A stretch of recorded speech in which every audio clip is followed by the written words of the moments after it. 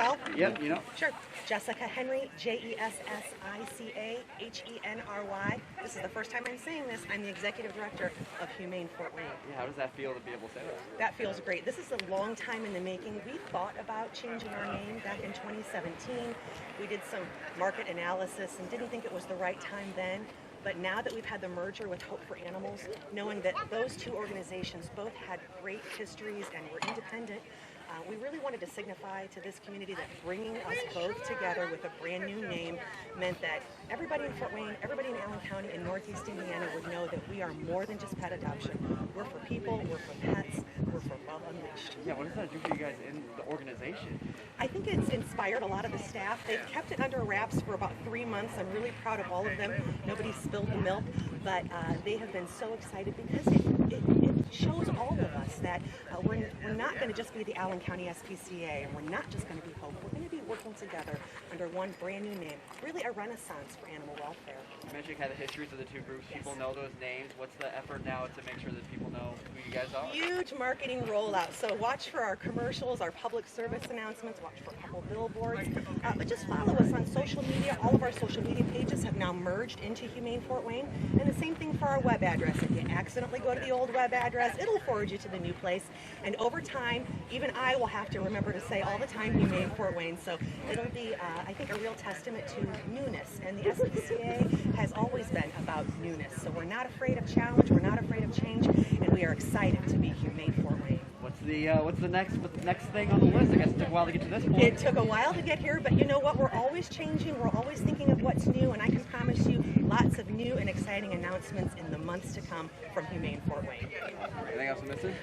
So by doubling up the two entities, Yes. does that increase or maybe give you a little more leverage for like grants and things like that? That's a great question. You're absolutely right. Some funders like to fund only spay-neuter.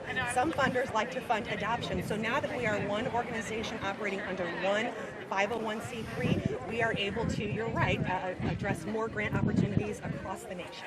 You guys, is the Hope location still up and running? Yes, we are still operating under both locations. So we still have the spay-neuter and wellness at our Maycrest address, and we still have pet adoption and pet retention programs, including our weekly pet food bank here at the Hannah Street location. Good? Yeah. Jessica, Yes.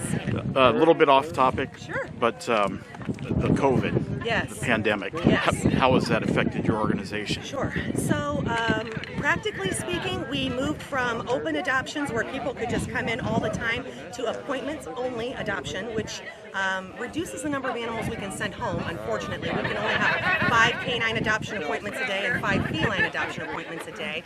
But most importantly, COVID-19 forced us to think outside the box, to pivot to helping our community. This community has been so generous and so supportive of us. We wanted to turn the tables and ask our community, how can we help you? So one small thing that we did was move our weekly pet food bank to a daily pet food bank. So people who were struggling to feed their animals could come here every single day and get pet food without reservation. Secondly, one of the programs that we offer that I think is kind of little known is our Compassion Foster program, where if people are struggling, whether it's medically or financially, and they can no longer house their pets, temporarily we will offer fostering for those animals. So if people were going to the hospital sick with COVID-19, we would take in their pets, house them safely here, and then reunite them with their pet owners when their pet owners were well. Have you seen an uptick in the numbers of pets that you're running through the shelter?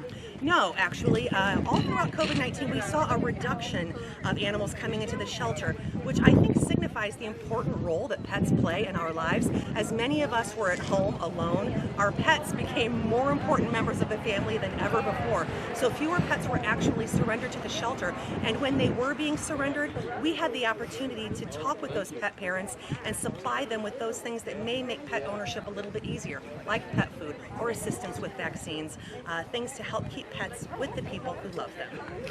And what if someone wants to get involved, either volunteering or donation? Yes, so head to our new website, humanefw.org. You can see our wish list there. You can make a donation monetarily there, or you can find our volunteer application, fill that out right online, and then come work alongside us at either our Maycrest location or at our Hannah Street location, because we're doing a lot of life-saving work at Humane Fort Wayne, and we need all the help we can get. Anything you'd like to add? just that this is, I think, the first of many exciting announcements that we're going to be making in the months to come, and we want everybody to remember who we are and how much life-saving work we plan to do in our community and beyond.